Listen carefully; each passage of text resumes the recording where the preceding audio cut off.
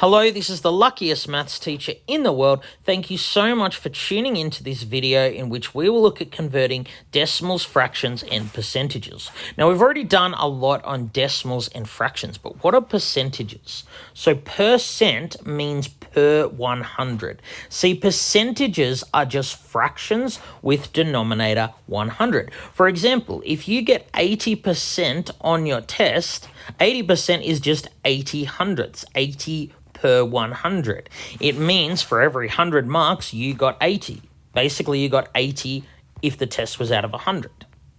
So these two are exactly the same number. But you already know that we can easily convert fractions to decimals. 80 over 100 is just 0.8 or 0.80. So each of these is exactly the same number, just written different ways as a percent, fraction, and decimal. We will look in this video at how, if you start with, say, a fraction or a percentage, how you get the other two representations. Now, you already know how to convert between decimals and fractions. We covered that in another video. But here, we're going to look at how we would convert these to percentages or convert percentages to decimals or fractions. It's actually really simple. To go from a decimal or fraction to a percent, you just times by 100. And if you want to go from a percent back to a decimal or fraction, you divide by 100. How easy is that? All right, we're going to convert each of these numbers in black to a percent. So if I want to convert, say, 3 over 50 to a percent, what I need to do is simply times by 100. So remember, when you're timesing fraction by a whole number, write the whole number over 1. So we can cancel here. 50 and 100 have a common factor of 50. 50 goes into itself once, it goes into 100 twice. 3 times 2 is 6, and 1 times 1 is 1. 6 over 1 is just 6. 3 over 50 is exactly the same as 6%. So if you got like 3 out of 50 in your maths test, you scored 6%. These are exactly the same number. So converting a decimal to a percent is even easier because you know when you multiply a decimal by 100, you simply move the decimal point 2 spots to the right. So if I move the decimal point 2 spots to the right, I just get 1. 0.01 is the same as 1%.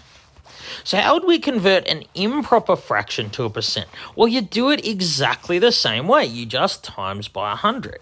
So when we're multiplying a fraction by 100, write it as 100 over 1. So 25 goes into itself once and goes into 100 4 times. So 26 times 4 is 104. This is actually 104%. You can actually have percentages that are greater than 100%. So these two are exactly the same number. Another way of looking at what we did is when we took 26 over 25, we were making an equivalent fraction whose denominator was 100, because that's what percentages are. They are just fractions with denominator, bottom number, equal to 100. So because we times 25 by 4 to get to 100, and you know that whatever you do to the bottom, you do to the top, we times the top by 4, and we get 104. 104 over 100 is 104%. So that's another way of looking at it. So what about if we want to go the other way? What if we want to convert these two red numbers to decimals or fractions? Well, you simply divide. So if I want to go 44% to a fraction, I just write it as 44 over 100. And again, whenever you give an answer as a fraction, it needs to be simplified. So 44 and 100 have a common factor of 4. 44 divided by 4 is 11. 100 divided by 4 is 25. Actually, going from a percent to a decimal is really simple. See, 44 is the same as 44.0. When you divide by 100, you move the decimal point 2 spots left. So you move the decimal point left when you're dividing by a power of 10 and to the right when you're timesing by a power of 10. So moving the decimal spot 2 points left just gives us 0.44. So all of these numbers, 44%, 11 over 25, 0.44, represent exactly the same number. So this one here, 0.8% as a fraction or decimal, is actually quite tricky. So to write it as a fraction, well, we would just put it over 100. But you know that you can't have fractions with decimals in them. So how am I going to make this into a fraction with only whole numbers? Well, if I multiply 0.8 by 10, then I will get rid of the decimal point. 0.8 times 10 is 8. But if I times the top by 10, I have to times the bottom by 10. So I get 8 over 1,000, and then I have to simplify. And I'm hoping we realize by now, 8 goes into 1,000 125 times. So 0.8% is the same as 1 over 125. But don't worry, converting 0.8% to a decimal is really, really simple. If we divide by 100, we're just going to move the decimal point 2 spots to the left. Because we're going to run out of numbers, we put in another 0. So we're going to move the decimal point 2 spots to the left. So as a decimal, it's 0.008. All right, let's now look at completing a word problem. So let's say I scored 32 out of 40 in my maths test. What is my score as a percent? So what is this asking? This is saying I got 32 out of 40, but really I want to make it into a percent. A percent is just a fraction with denominator 100. So remember, to go from a fraction to a percent, you simply can times by 100. So I can go 32 over 40 times 100. Now, really, we're doing this without a calculator. I don't want to go 32 times 100 and then divide it by 40. I want to make this easy on myself. So once again, I'll make it 100 over 1, and I'm going to cancel.